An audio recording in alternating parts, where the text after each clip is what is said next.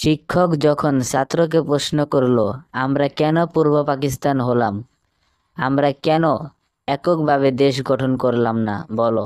চলুন ভিডিওটা দেখে আসি।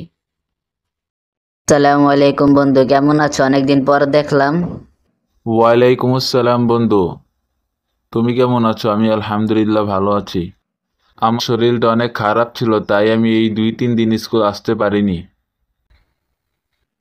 ও আচ্ছা, তাই? এই ছাত্ররা এত কথা বলছো কেন ক্লাসে?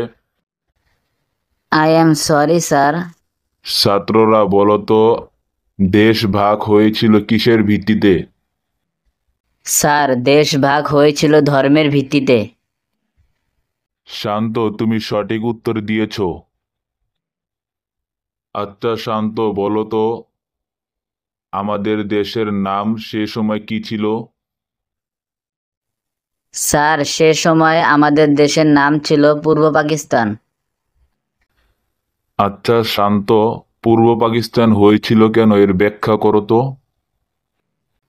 স্যার, সে সময় দেশ ভাগ হয়েছিল ধর্মের ভিত্তিতে, যেহেতু আমরা সংখ্যাগরিষ্ঠ মুসলমান আর পাকিস্তানও সংখ্যাগরিষ্ঠ মুসলমান, তাই আমরা এক দেশ হিসাবে থাকার সিদ্ধান্ত নিয়েছিলাম।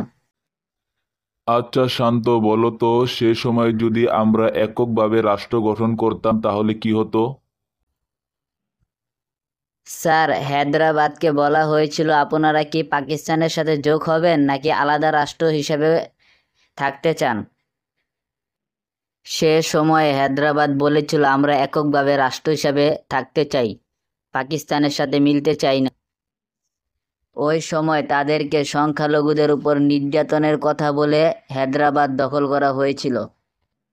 স্যার, সে সময় যদি আমরা একক রাষ্ট্র হিসেবে থাকতাম তাহলে ভারত আমাদেরকে ওই সময় গিলে ফেলতো।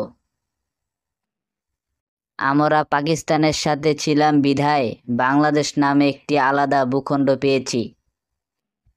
আর যদি আমরা ভারতের সাথে থাকতাম তাহলে কিয়ামত পর্যন্ত আন্দোলন করতে পারতাম, কিন্তু বাংলাদেশ নামে একটি স্বাধীন রাষ্ট্র আমরা পেতাম না। শান্ত, তুমি ঠিকই বলেছ। তোমাদের মতো ছাত্রদেরকে দেখলে আমাদের গর্ব হয়। তুমি একটি ব্রিলিয়ান্ট ছাত্র, আমি আশা করি ভবিষ্যতে তুমি অনেক কিছু করবে।